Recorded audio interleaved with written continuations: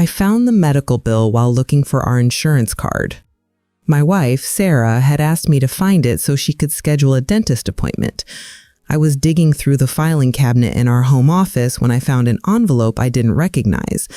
Medical billing from a women's health clinic, dated 3 months ago. I almost put it back. Medical bills weren't unusual. Sarah had regular checkups. I assumed it was routine. But something made me look closer. Maybe the name of the clinic. Maybe the amount, over $2,000, already paid in full. I opened it. The itemized statement was clinical, professional, detached. Pregnancy termination procedure. Anesthesia. Post-procedure consultation. I read it 3 times before the words made sense. Pregnancy termination. Sarah had been pregnant, and she'd terminated the pregnancy 3 months ago, and I'd known nothing about it? My hands started shaking. I sat down at the desk, the paper in front of me, trying to understand. 3 months ago. I thought back to March. We'd been fine. Normal. We'd celebrated our 5th wedding anniversary that month, gone to dinner, talked about maybe taking a trip for our 10th. She'd been pregnant, and she'd had an abortion, and she'd never said a word. Not before, not during, not after. I heard her coming up the stairs. "Did you find the insurance card?" She appeared in the doorway, smiled, then saw my face, saw the paper in my hands. The smile disappeared. "Michael," she said quietly, "you were pregnant."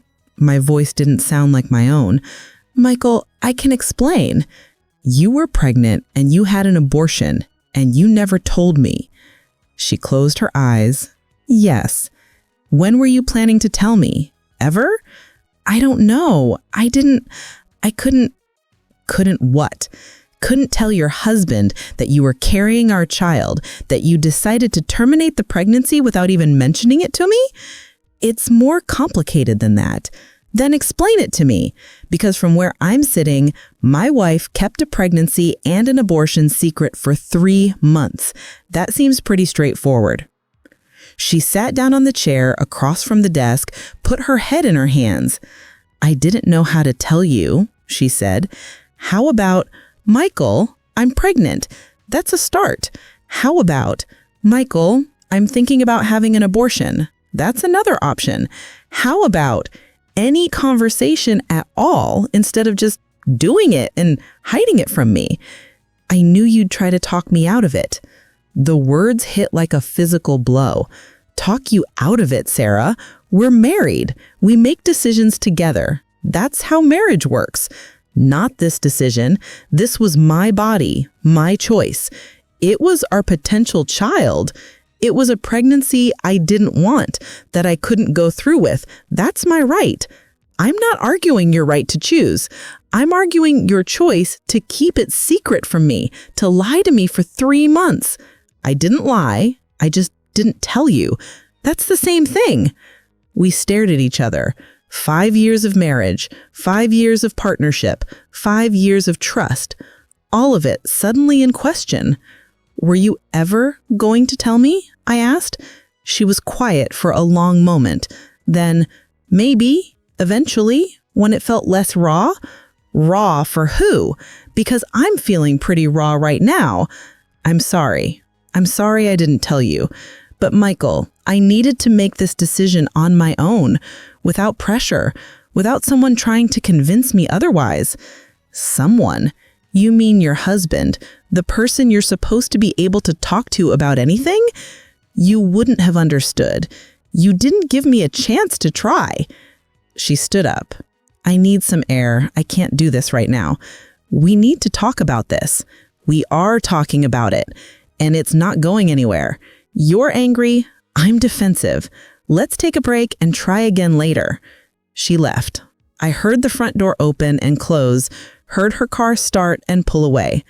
I sat in the office, holding the medical bill, and tried to process what had just happened. My wife had been pregnant with our child, had terminated that pregnancy, had kept it secret for 3 months, and I didn't know if our marriage could survive this. My name is Michael Torres, and I'm 33 years old. I married Sarah 5 years ago after dating for 3 years. We met at work. Both of us were accountants at the same firm, though in different departments. Sarah was brilliant, quick-thinking, organized, ambitious. She made senior accountant before I did. I'd been proud of her, never threatened. We were partners, supporting each other's careers. The wedding was beautiful, small, outdoors, just what we wanted. We bought a house a year later, a 3-bedroom in a good neighborhood. For when we have kids, Sarah had said when we toured it, the 3rd bedroom can be a nursery. We'd talked about kids before getting married. Both wanted them. Eventually, we agreed we'd wait a few years, get established in our careers, enjoy being married first. Maybe when we're 30, Sarah had said, that gives us time. She'd turned 30 last year. I'd turned 31. We'd started talking more seriously about starting a family. Or so I thought. Looking back now, I realized the conversations had been mostly me talking and Sarah agreeing, or deflecting, or changing the subject. We should probably start trying soon, I'd said last Christmas, if we want to have kids before we're too old. She'd responded, non-committal. Maybe next year. Next year is only 2 weeks away. Then the year after. I don't know, Michael. I'm busy with the Morrison account. Can we talk about this later? We never did talk about it later. In February, I brought it up again. Sarah, we keep saying someday about kids. Maybe we should pick an actual someday. Make a plan. Why do we need a plan? It'll happen when it happens. Because we're both planners. That's literally our job, planning. She'd laughed. Fair point. Okay, how about this summer? We'll start trying in the summer. Really? Really? After the busy season, when things calm down. I'd been thrilled, relieved. We were finally on the same page. Except we weren't. Because in March, according to this medical bill, Sarah had gotten pregnant, and she'd terminated the pregnancy without telling me. Which meant either the pregnancy was accidental and she'd panicked, or we'd started trying and she'd changed her mind without telling me. Either way, she'd made a massive decision alone, without me, without even giving me the courtesy of a conversation. Sarah came home 3 hours later. I was still in the office, still holding the bill. We need to talk, I said when I heard her come in. She appeared in the doorway. Her eyes were red. She'd been crying. I know, she said. Tell me everything, from the beginning. She sat down, took a breath. I got pregnant in February. I didn't plan to. I was on birth control, but I'd been sick, had antibiotics. I didn't think about it affecting the pill. So it was an accident. Yes, I found out in early March. Took a test because my period was late. And you didn't tell me. I was going to, but then I realized I didn't want to be pregnant. And I knew if I told you, you'd be excited. You'd start planning. You'd make it real. It was already real. There was a pregnancy. There was a cluster of cells, Michael. Not a baby. Not yet. I didn't want to argue about when life begins. That wasn't the point. So what happened? I made an appointment at the clinic, went in for a consultation. They explained the options. I decided to terminate. Had the procedure 2 weeks later. And through all of this, the positive test, the consultation, the procedure, the recovery, you never once thought to mention it to your husband? I thought about it constantly, but every time I almost told you, I couldn't, because I knew what you'd say. What would I say? You'd tell me to think about it more, to not make a hasty decision. You'd remind me we talked about having kids. You'd be hurt that I didn't want this baby. Of course I would have been hurt.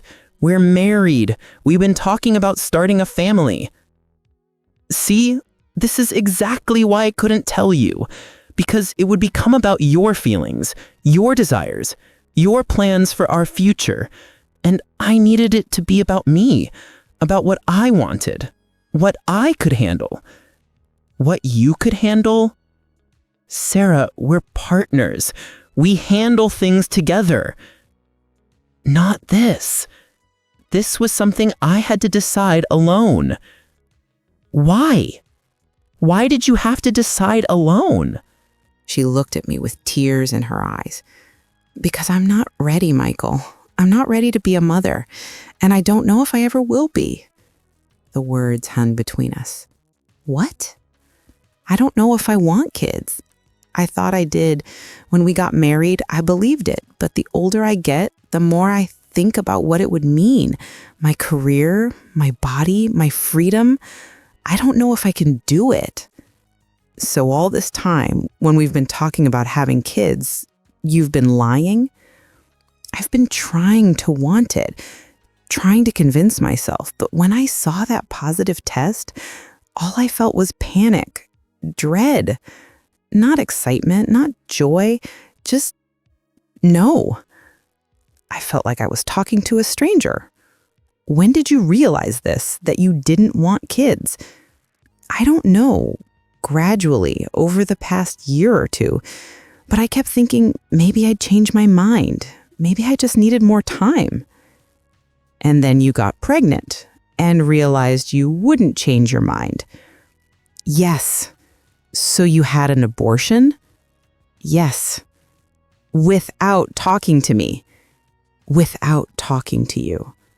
I stood up, walked to the window, looked out at our backyard, the yard we'd imagined our kids playing in. I don't know how to process this, I said. You've been lying to me about something fundamental, about whether you want children. And then when you got pregnant, you made a unilateral decision about our potential child without even giving me a voice. I wasn't lying. I was figuring it out. For 2 years, you've been figuring it out for 2 years without telling me you were having doubts? I didn't want to disappoint you. Well, you've certainly accomplished that now. She flinched. That's not fair. Fair? You want to talk about fair? I've been planning a future that you knew you didn't want. I've been excited about starting a family while you were secretly dreading it. And when you had the chance to be honest with me, you chose to have a medical procedure in secret? Don't talk to me about fair. I had the right to make that choice. I'm not arguing about your right to choose. I'm arguing about your responsibility to be honest with your husband. And if I'd been honest, if I'd told you I was pregnant and thinking about an abortion, what would you have said? I don't know. Maybe I would have tried to talk you out of it. Maybe I would have been supportive. Maybe we would have had a productive conversation about our future. We'll never know because you didn't give me the chance. She stood up. I'm sorry I hurt you. I am. But Michael, I'm not sorry I had the abortion. I couldn't go through with that pregnancy. And if telling you meant you'd pressure me to keep it, then I made the right choice by not telling you. So our marriage means so little to you that you'd rather lie than trust me to support you? I didn't trust you to support this decision. That's not the same as our marriage meaning nothing. It's close enough. We stared at each other. 5 years of marriage. And I felt like I didn't know the woman standing in front of me. What happens now? Sarah asked. I don't know. I need time to process this. All of it. The abortion, the lies, the fact that you apparently don't want kids when I thought we were on the same page. I never said I definitely don't want kids. I just said I don't know. And when were you planning to figure it out? When I'm 40? 50? When it's too late for me to have a family if that's what I want? That's not fair. We're both young. We have time. Do we? Because from where I'm standing, you've been stringing me along for years while you figure it out. That's not a partnership, Sarah. That's you making decisions alone and hoping I'll just go along with whatever you decide. I'm not stringing you along. I'm trying to be honest with myself about what I want. Then be honest with me, too. That's all I'm asking. I'm trying. 3 months too late. She grabbed her purse. I'm going to stay with my sister for a few days. Give us both some space. Fine. She walked to the door, stopped. Michael, I do love you. I know you don't believe that right now, but I do. If you loved me, you would have trusted me with the truth. And if you loved me, you'd try to understand why I couldn't. She left. I stood in the office, the medical bill still on the desk, and tried to figure out what to do next. My wife had been pregnant, had an abortion, had lied about both, and apparently didn't want the family I had always assumed we would have. I didn't know if we could come back from this. Didn't know if I wanted to. Over the next few days, I talked to my best friend, Marcus, told him everything. That's heavy, man. I don't even know what to say. I don't either. Part of me understands. Her body, her choice. I get that intellectually, but emotionally, I feel betrayed. Like she's been lying to me about fundamental things for years. Has she? I mean, did she actively lie or just avoid the topic? I thought about it. Avoided mostly. But avoidance is a form of lying when you know what the other person assumes. True. What are you gonna do? I don't know. Couples therapy maybe? Or maybe this is just done. Maybe we want fundamentally different things and there's no compromise. Do you still love her? I do, but I don't know if that's enough. Sarah called me a week after she left, asked if we could talk, really talk. We met at a coffee shop, neutral territory. She looked tired, thinner, like she hadn't been sleeping. Thank you for meeting me, she said. Of course. I've been thinking a lot about everything, and I need to tell you the whole truth, not just about the abortion, about why I couldn't tell you. I'm listening. She took a breath. When I was 22, before I met you, I had an abortion. Different circumstances, different relationship, but I went through it. And it was traumatic. Not the procedure itself, but the aftermath. Okay. My boyfriend at the time pressured me into it, said we weren't ready, said it would ruin our lives. I went along with it because I didn't know what else to do. And afterward, I regretted it. Not the decision itself, but how it happened, how I let someone else dictate what I did with my body. I listened, starting to understand. When I got pregnant this time, when I saw that positive test, all of that came back. The fear that someone would pressure me, that I'd make a decision I'd regret because I was trying to please someone else. So you didn't tell me because you thought I'd pressure you like he did? Yes. And I know that's not fair to you. You're not him, but I couldn't risk it. I needed to make this decision purely based on what I wanted, not what anyone else wanted. I understand that. But Sarah, I'm your husband, not some boyfriend from a decade ago. You should have been able to trust me. I know. And I'm sorry. I'm sorry I projected my past trauma onto you. I'm sorry I didn't give you a chance to support me. I'm sorry for all of it. She was crying now. But Michael, I need you to understand. When I decided to have that abortion, it wasn't about you. It wasn't about our marriage. It was about me not being ready, maybe ever. And I needed to own that decision without anyone else's input. Even your husband's, even yours. I sat with that, trying to reconcile my hurt with her truth. I get it, I said. I don't like it, but I get it. Can you forgive me? I don't know.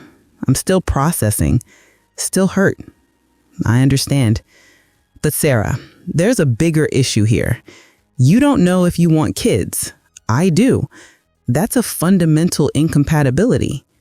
I know. So what do we do about that? She looked down at her coffee. I don't know. Sarah came home a week later. We were civil, polite, like roommates, not spouses. We moved around each other carefully. No arguments, but no intimacy either. No real conversations. Just, how was your day? And what do you want for dinner? And I'll be working late. After 2 weeks of this, Sarah suggested couples therapy. I think we need help navigating this. Professional help. Okay. We found a therapist, Dr. Chen, who specialized in marriage counseling. Started sessions twice a week. Tell me what brought you here, Dr. Chen said in our first session. I let Sarah explain the pregnancy, the abortion, the secret. Dr. Chen listened without judgment. And how are you both feeling now? Betrayed, I said. Lied to, like I don't know my wife. Guilty, Sarah said, but also justified. I made the right choice for me, but I hurt Michael in the process. Michael, can you elaborate on feeling betrayed? It's not just the abortion. It's everything around it. The fact that she's been doubting whether she wants kids for years without telling me. The fact that she didn't trust me enough to include me in this decision. The fact that she hid a medical procedure from me for 3 months. Sarah, what do you hear Michael saying? That I lied, that I broke his trust, that I've been dishonest about fundamental things in our marriage. And is that accurate? Sarah was quiet for a moment. Yes, I have been dishonest, not intentionally malicious, but dishonest through omission. What? Because I didn't know how to tell him I was changing, that the person he married, who wanted kids, was becoming someone who wasn't sure, and I didn't want to disappoint him. So you chose to avoid the conversation entirely? Yes. Dr. Chen turned to me. Michael, did you notice any signs that Sarah was having doubts? I thought back. Maybe? She changed the subject when I brought up kids. She always had a reason to delay. But I thought it was just timing, work stress. I didn't think she was fundamentally questioning whether she wanted them at all. Because she never told you she was. Right. Sarah, why didn't you tell him? I was hoping I'd change my mind, that whatever I was feeling would pass and I'd want kids again. I didn't want to worry him about something that might resolve itself. But it didn't resolve itself? No. And then I got pregnant and had to face it head on. Over the next several sessions, we unpacked the layers of the issue. Sarah's previous abortion, her fear of being pressured, her evolving feelings about motherhood, my expectations, my assumptions about our future, my hurt at being excluded. The fundamental question, Dr. Chen said in our 5th session, is whether you want the same things moving forward. Michael, you want children. Sarah, you're uncertain. That's a significant incompatibility. I know, Sarah said quietly. Can you live with uncertainty? Dr. Chen asked me. Can you accept that Sarah might never want children? I don't know. Kids have always been part of my vision for my life. I assumed they were part of our vision together. Sarah, can you give Michael a timeline, a decision point? I don't know how to do that. I can't promise I'll want kids by a certain date. What if I never want them? What if I make a promise I can't keep? Then maybe we're not compatible anymore, I said. The words hung in the air. Is that what you think? Sarah asked. That we should divorce over this? I don't know, but I also don't know how to build a life with someone who wants something completely different than I do. I didn't say I don't want kids. I said I don't know. Then how long am I supposed to wait where you figure it out? Another year? 5 years? 10? At what point do I get to make decisions about my own future? You can make decisions now. You can leave if this is a deal breaker for you. Is that what you want? No. But I also can't promise you something I'm not sure I can deliver. Dr. Chen intervened. Let's take a step back. You're both escalating. Let's focus on what you can control right now. But the truth was out. We wanted different things, and neither of us knew how to bridge that gap. At home, the tension grew. We were both walking on eggshells, afraid to trigger another fight. 2 months after I'd found the medical bill, Sarah's sister Katie came to visit. I'd always liked Katie. She was blunt, funny, fiercely loyal to Sarah. She pulled me aside while Sarah was in the kitchen. "How are you doing?" "Really?" "Honestly, not great. I feel like I'm in limbo. We're going to therapy, we're talking, but nothing's resolving." Sarah's struggling too. She feels terrible about hurting you, but not terrible about the abortion itself. No, and she shouldn't be. Michael, I know this is hard for you, but you have to understand, Sarah's been terrified of becoming a mother for years. Why? Katie hesitated. That's not my story to tell, but there's more to this than she's told you. What do you mean? You should ask her about our mom, about our childhood. What about your childhood? Ask Sarah. That night, after Katie left, I confronted Sarah. Your sister said there's more to this. Something about your mom, about your childhood? Sarah's face went pale. She told you? She said I should ask you. Sarah sat down heavily on the couch. I didn't want to get into this. It's painful. Sarah, we're in therapy trying to save our marriage. I think we're past the point of avoiding painful topics. She nodded, took a breath. My mom wasn't a good mother. She loved us, I think, but she wasn't equipped for it. She had severe postpartum depression after Katie was born. She struggled with addiction. She was neglectful sometimes, volatile others. I sat down next to her. I met Sarah's mother a few times. She'd seem nice, if a bit distant. I'd never suspected this. She continued, I grew up terrified I'd become her, that I would have a baby and not be able to handle it, that I would be a bad mother like she was. Sarah, you're not your mother. How do you know? What if it's genetic? What if I have postpartum depression? What if I can't bond with my baby? What if I end up resenting my child like I sometimes felt she resented us? We could get help. There are resources, therapy, medication. That's what my dad said.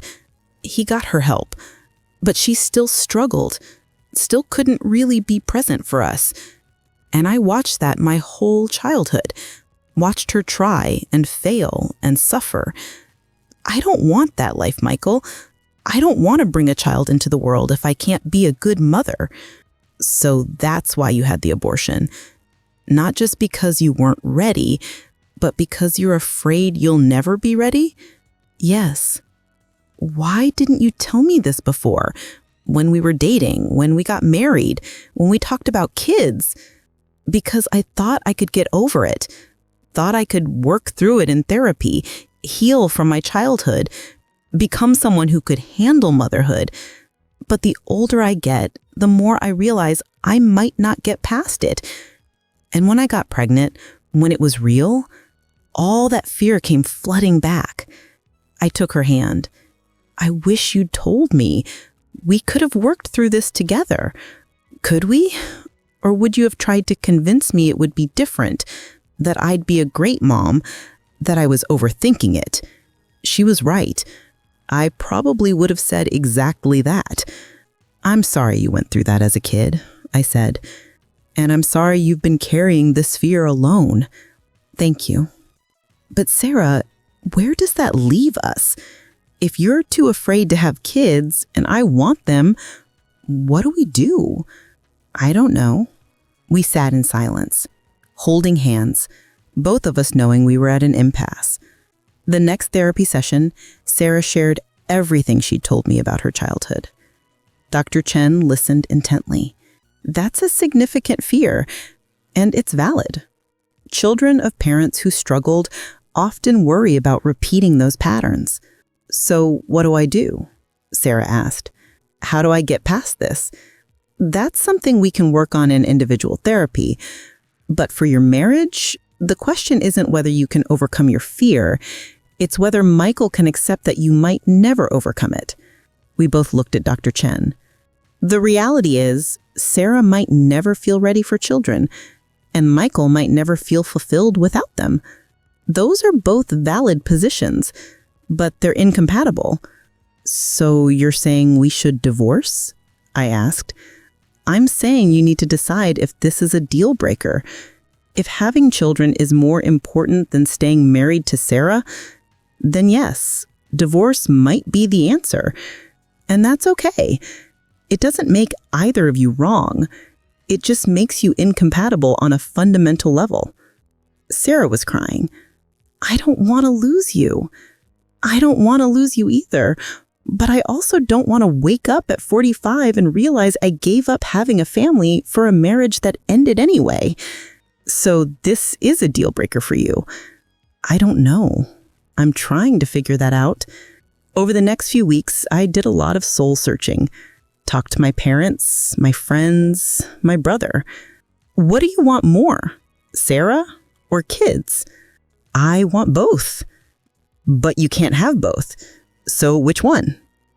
I didn't have an answer. My dad gave different advice. Marriage is about compromise. Maybe you adopt. Maybe you foster. Maybe you find other ways to have children in your life without Sarah having to give birth. But she doesn't want to be a mother at all. It's not about pregnancy. It's about parenting. Then you have to decide if you can live without being a father. Could I? I'd always imagined myself as a dad, coaching Little League, teaching my kids to ride bikes, being the father I'd had. But I'd also imagined growing old with Sarah, building a life together, being partners until the end. 3 months after finding the medical bill, I made a decision. I asked Sarah to meet me at the coffee shop where we'd talked before. Neutral territory. I've been thinking about everything. About us. Okay. I love you. I want to be clear about that. I love you more than I've ever loved anyone. But she could hear it in my voice. But I also want to be a father. And I don't think I can give that up, even for you. Her eyes filled with tears. So you're choosing kids over me? I'm choosing a future that includes children. That doesn't mean I'm choosing them over you. It means we want different futures. And you can't compromise? You can't imagine a life without kids? Can you imagine one with them? She was quiet. No, I can't. The thought terrifies me. Then we're at an impasse. So what are you saying? You want a divorce? I think we need to separate. Take some time apart. Really think about whether we can make this work. We've been thinking about it for 3 months, and we're not any closer to an answer. Maybe time apart will give us clarity. Or maybe it'll just be the beginning of the end. Maybe, but I think we owe it to ourselves to be sure. Sarah wiped her eyes. Okay, if that's what you think we need. Do you disagree? No, I think you're right. I think we've been stuck in this holding pattern and something needs to change. I'll move out, give you the house. I'll get an apartment. For how long? I don't know. A few months, 6 months, however long it takes to figure this out. And then what? We decide if we're getting divorced? Or if we can find a compromise, some way to make this work. But we both knew there was no compromise on whether to have children. Either you do or you don't. There's no middle ground. I moved into a 1-bedroom apartment across town, furnished it with the bare minimum, a bed, a couch, a table. It felt temporary because I didn't know if it was temporary or the beginning of a permanent separation. Sarah and I agreed to minimal contact during the separation, just logistical texts, bills, paperwork, nothing emotional. It was harder than I expected. I'd been angry when I found the medical bill, hurt, betrayed. But living without Sarah, I realized how much I missed her, how much of my life had been built around our partnership. Coming home to an empty apartment, eating dinner alone, sleeping in a bed without her, everything felt wrong. But I also knew that missing her wasn't enough. We still wanted different things. I threw myself into work, took on extra projects, stayed late, anything to avoid the empty apartment. Marcus noticed, "You're working yourself to death, man. Better than sitting at home dwelling on my failed marriage." Is it failed? Or are you just on a break? Does it matter? Either way, we're not together. Have you talked to her? No, that's the point of the separation. Time apart to think. And have you thought about it? Constantly, but I keep coming back to the same thing. I want kids. She doesn't. There's no compromise. 3 months into the separation, my brother called. "Hey, Melissa and I want you to come to dinner. We need to talk to you about something." My brother Jake and his wife Melissa had 2 kids. They were good parents, happy family, everything I'd wanted. I went to dinner on Saturday. The kids, my niece Emma, age 6, and nephew Noah, age 4, were excited to see me. Uncle Mike, come see my room." Emma grabbed my hand. I followed her upstairs. She showed me her collection of stuffed animals, her art projects, her books. "This is my favorite," she said, holding up a well-worn teddy bear. "Daddy gave it to me when I was a baby." I smiled, thought about giving my own child their first teddy bear, felt the ache of that future slipping away. During dinner, after the kids were in bed, Melissa and Jake told me why they'd invited me. "We're not having any more children," Melissa said. "We wanted to tell you before we told anyone else." "Okay, why are you telling me?" "Because we wanted you to know it wasn't an easy decision, and we wanted to talk to you about your situation." I tensed. "What about my situation?" Jake leaned forward. "Mike, you've always said you wanted kids, and I get that. I love being a dad. It's the best thing I've ever done. But," I could hear the but coming. "But it's also the hardest thing I've ever done," Melissa said, "and it's not for everyone. And choosing not to have kids doesn't make you selfish or wrong." I never said Sarah was selfish. "No, but you implied she's being unreasonable for not wanting them. And Mike, she's not. She has valid reasons for her choice. I know that. I've never said she doesn't have the right to choose. But you're making her choice a deal breaker. And we wanted to ask you something. Why do you want kids?" The question caught me off guard. Because I've always wanted to be a dad.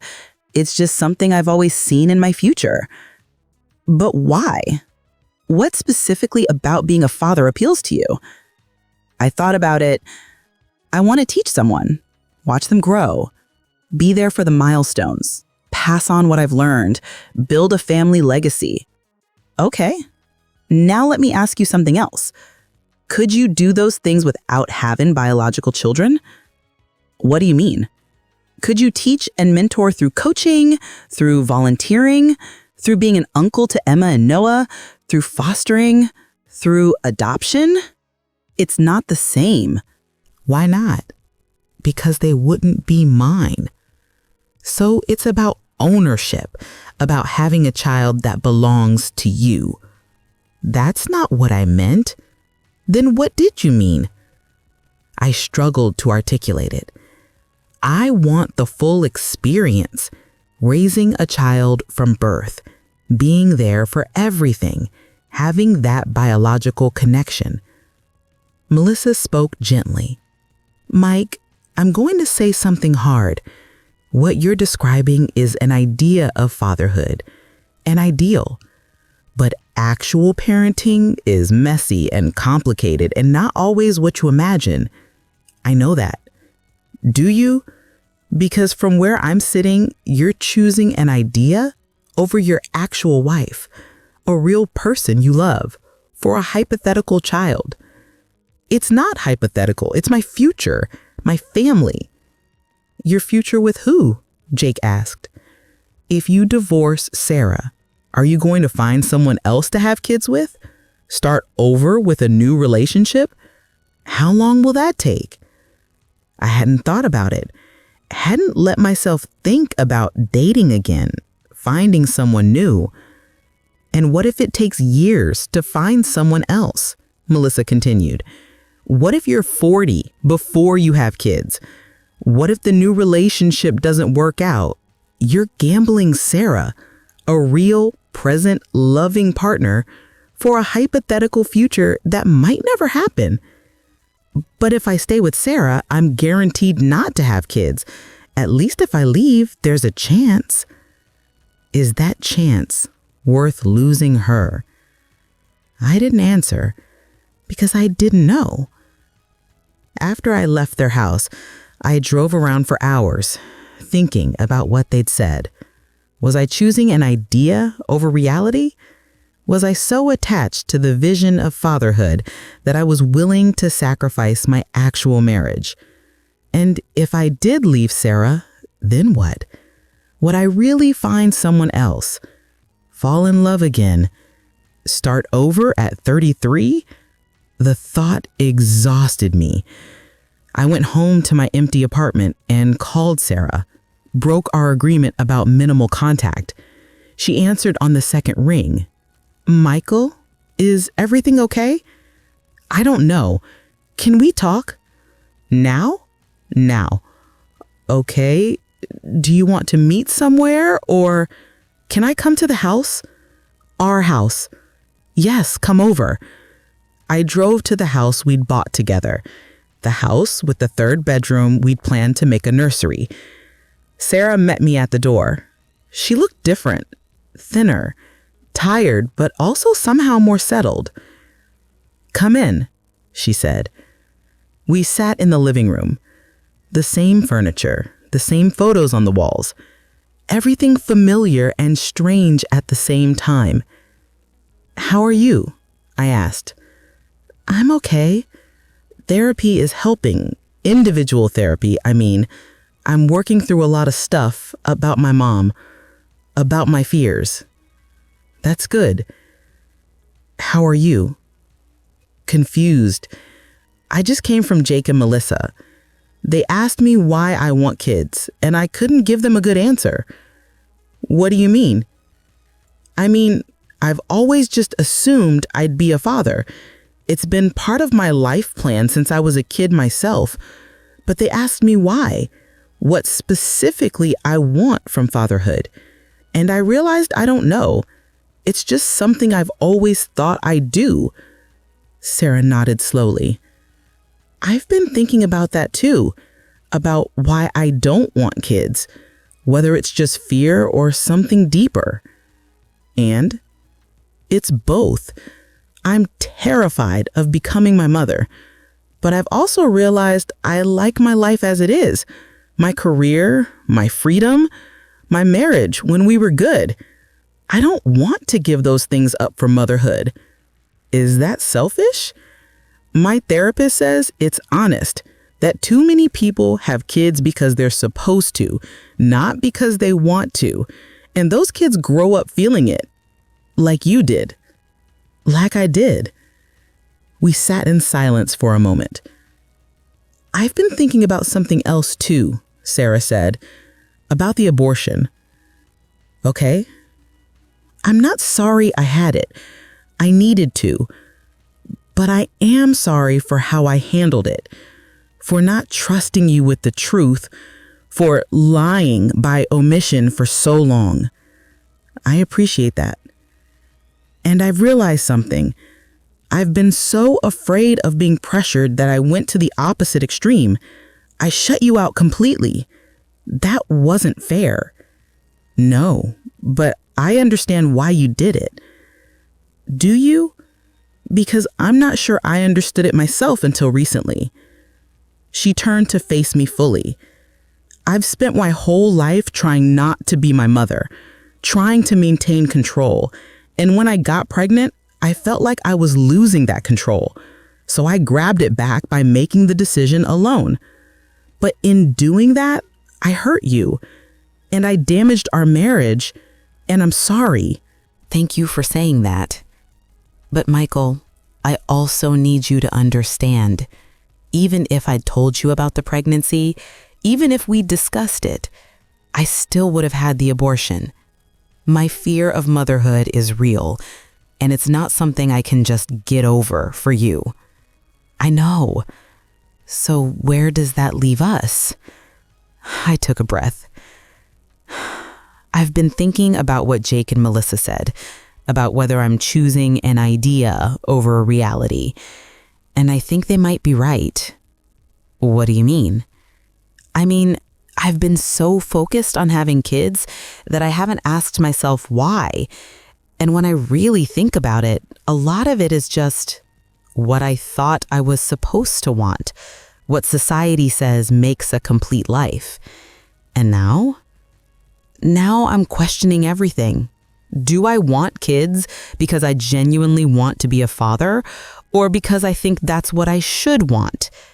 Which is it? I don't know. But Sarah, I do know one thing. I love you. And these past 3 months without you have been hell. And I'm not sure any hypothetical future is worth losing what we have. She started crying. Do you mean that? I think so. But I also need to be sure. I don't want to commit to a child-free life and then resent you for it in 10 years. So what do we do? I think I need therapy, individual therapy, to work through what I actually want versus what I think I'm supposed to want. Okay. And maybe we continue couples therapy too. Work on rebuilding trust, on communication, on actually being partners instead of two people making unilateral decisions. I'd like that. But Sarah, I need you to promise me something. What? No more secrets. No more big decisions made alone. If you get pregnant again, if you have doubts, if anything major happens, I need to be in the loop. Even if it's hard, even if you're afraid of my reaction. I promise. No more secrets. And I promise to listen, to support you, to not pressure you into something you don't want. We reached for each other at the same time, held each other, both of us crying. I've missed you so much, Sarah said. I've missed you too. Can you move back home? Can we try again? Yes, but slowly. We have a lot to work through. I know. We stayed like that for a long time, holding each other in the house we'd bought together, the house that might never hold children, but could still hold a marriage. I didn't have all the answers, didn't know if I could truly be happy without kids, didn't know if Sarah and I could rebuild what we'd broken, but I knew I wanted to try. Because losing Sarah, losing my actual wife for a hypothetical future, was a price I wasn't willing to pay. Not yet. Maybe not ever. I moved back home 2 weeks later. We took it slow. Couples therapy twice a week, individual therapy for both of us once a week. My therapist, Dr. Patel, was direct. Tell me about your childhood, your relationship with your parents, how fatherhood meant in your family. I talked about my dad, how he'd been present, involved, how he'd coached my Little League team, taught me to fix cars, been at every important moment. And you want to replicate that with your own children, Dr. Patel said. Yes, I want to be that kind of father. Why? Because it was good. Because my childhood was happy. Because I want to give that to someone else. Those are all external reasons. Reasons about giving something to a child. What would being a father give to you? I struggled with the question. Purpose, legacy, a sense of completing the circle? And do you need a child to have those things? I don't know. I've always thought so. Over the next months, Dr. Patel challenged every assumption I had about fatherhood, about what it meant to have a meaningful life, about what actually brought fulfillment. Homework, he said one session. I want you to spend time with children, volunteer at an after-school program, coach a youth team, see how you feel actually being around kids regularly. I started coaching a youth basketball team at the community center, 10-year-olds. twice a week. It was chaos. Kids not paying attention, parents yelling from the sidelines, constant runny noses and complaints and drama. But it was also fun. Teaching a kid to make a free throw, watching them improve, seeing their faces light up when they scored. After 3 months of coaching, Dr. Patel asked, "How's it going?" Good. I like it. The kids are great. Do you still feel like you need to be a biological father to have this in your life? I don't know. This scratches an itch, but it's not the same as raising your own child. How do you know? You've never raised a child. Fair point. Michael, I'm not trying to talk you out of wanting kids, but I am asking you to examine whether you want them for the right reasons. Because if you have children to fulfill some idea of what your life should look like, you're going to be disappointed, and your kids will suffer for it. At home, Sarah and I were rebuilding, slowly. We established new patterns. Weekly check-ins where we talked about our feelings, our fears, our needs. No topic off limits. "I'm still afraid," Sarah admitted one evening, "that you're going to wake up one day and resent me for not giving you children." "I'm afraid of that too," I said honestly. "I don't want to resent you, but I also don't know if I can promise I won't." "At least you're being honest. That's all I know how to be now." We also talked about what a child-free life would actually look like, not as a compromise or a sacrifice, but as an active choice. What would we do with the time and money we'd save, I asked. Travel, build our careers, have hobbies, support our nieces and nephews. Is that enough for you? I think so. Is it enough for you? I'm trying to figure that out. 6 months after I'd moved back home, we had a breakthrough in couples therapy. Dr. Chen asked us each to describe our ideal life in 10 years. Sarah went first. "I'm a partner at my firm. We have a house we love. We travel twice a year. We're involved with our nieces and nephews. We have rich friendships and hobbies. We're happy." My turn. I'd prepared for this, thought about it for weeks. I'm fulfilled in my career. I'm coaching youth basketball, maybe volunteering as a big brother. We have a strong marriage. We're financially stable. We have a dog. We're close with our extended family. We're happy. Dr. Chen noticed what I'd noticed. "Michael, you didn't mention children." "No, I didn't." "Why not?" "Because I've realized something. I don't need to be a biological father to have a meaningful life. I can have children in my life through coaching, through volunteering, through being an uncle, without being a parent." Sarah looked at me with hope and fear. "Do you really believe that? Or are you just saying it for me?" "I'm saying it because I've spent 6 months examining what I actually want. And what I want most is you, our marriage, our partnership. If that comes with kids, great. If it doesn't, I think I can be okay with that." "You think?" "I can't promise certainty, but Sarah, I'm choosing to try. To build a life with you that doesn't include children, and to see if that's enough." Dr. Chen leaned forward. "Sarah, how do you feel about that?" Relieved, but also guilty, like I'm keeping Michael from something he wants. Are you keeping him from it, or is he making a choice? He's making a choice, but what if he regrets it? What if he doesn't? Dr. Chen countered. What if you both build a beautiful life together? What if the fear of future regret prevents you from enjoying present happiness? That stuck with me. The fear of future regret. I'd been so focused on avoiding regret that I'd nearly destroyed my marriage. We made a decision together. We'd stay married, we'd commit to a child-free life, and we'd revisit the decision in 2 years. If you're still feeling unfulfilled, if you still desperately want kids, we'll talk about it. Maybe adoption, maybe fostering, maybe something else, but we'll face it together. And if you change your mind, if you decide you do want kids, then we'll talk about that too. The point is we talk. No more secrets. No more unilateral decisions. Deal. It wasn't perfect, but it was honest.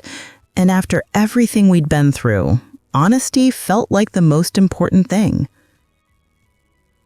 We also made changes to rebuild trust. Sarah gave me access to all her medical records. She said, "No more secret procedures.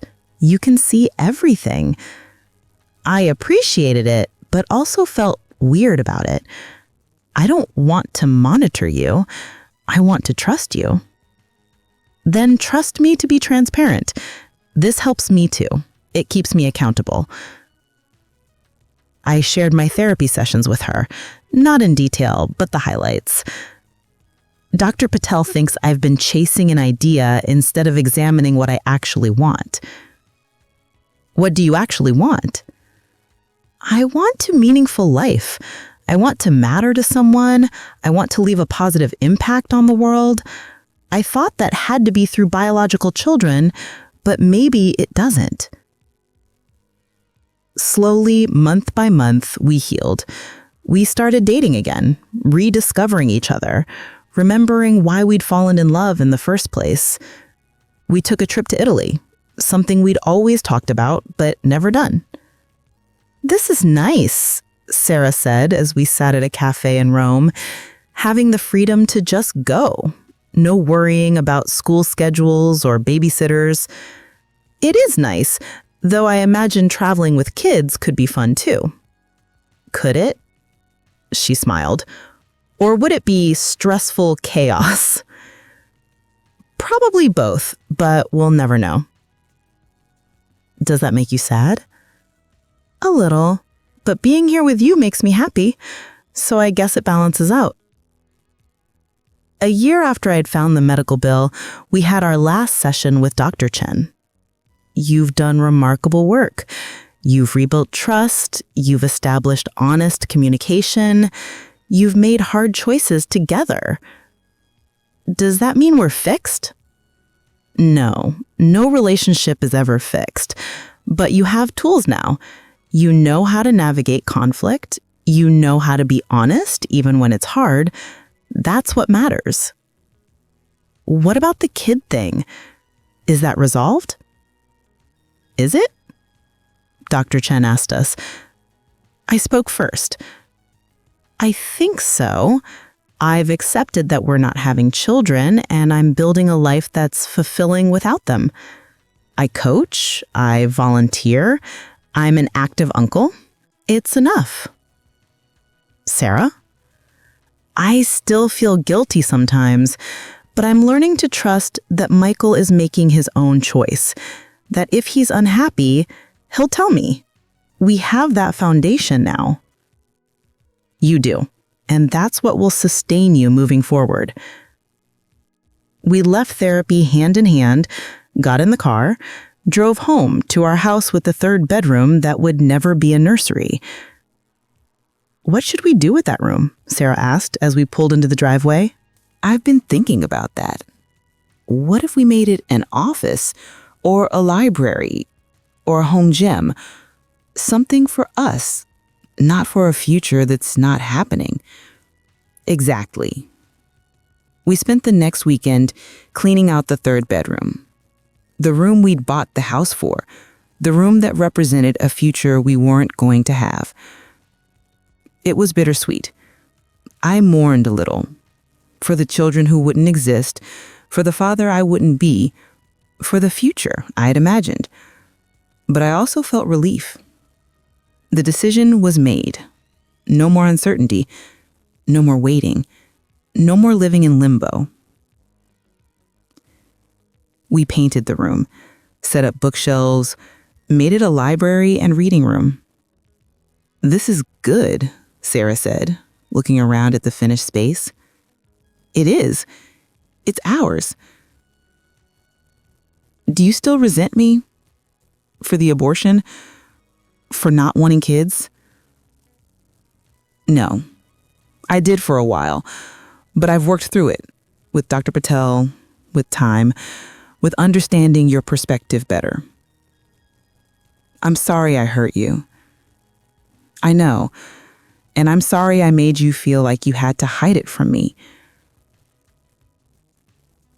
We stood in our new library, in the house we were choosing to fill with books instead of children, and I felt at peace.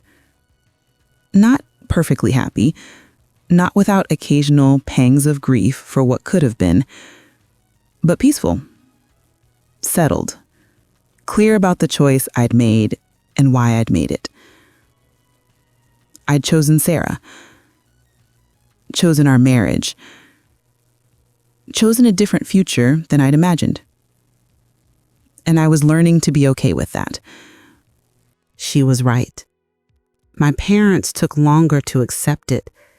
My mom especially struggled with the idea that I wouldn't give her more grandchildren.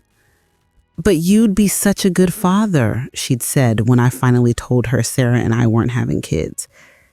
"I'm already a good uncle and coach and mentor. That's enough for me, Mom." She'd cried, but eventually she'd accepted it. Sarah's relationship with her mother has changed too. Sarah finally confronted her about their childhood, about the neglect, about the fear it instilled. "I'm sorry I wasn't a better mother," her mom had said. "I tried, but I was sick and I didn't get the help I needed. I know, but it affected me. It's why I can't be a mother myself. I understand, and I'm sorry for that too." It wasn't perfect reconciliation, but it was honest, and it helped Sarah let go of some of the guilt she'd been carrying. The abortion itself, we rarely talk about it anymore.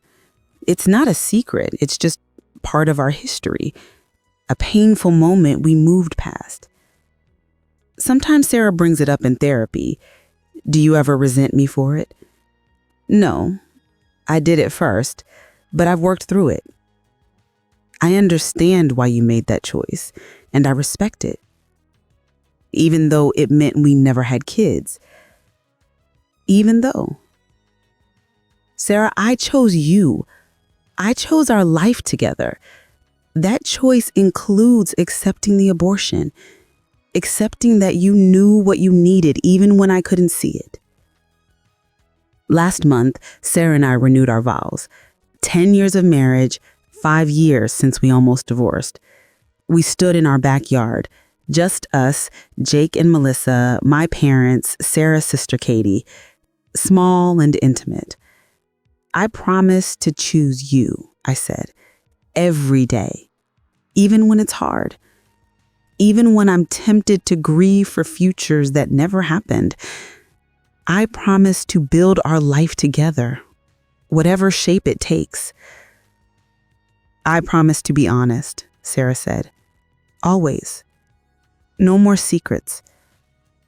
No more fear of telling you hard truths.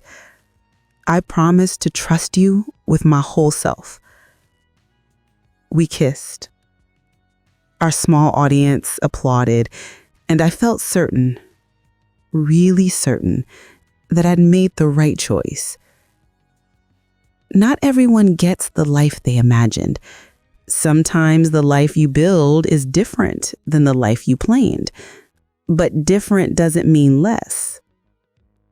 Different can mean better. Our library is proof of that. This room that was supposed to hold cribs and toys holds books and memories instead. Evidence of a life well lived, just not the life we'd originally planned. Sarah puts down her book. Want to take the dog for a walk? We got a dog 2 years ago, a rescue named Cooper. He sprawled on the floor between us, snoring gently. Sure. We walk through our neighborhood hand in hand. Cooper pulls on the leash, excited by every smell. Happy? Sarah asks. Yeah,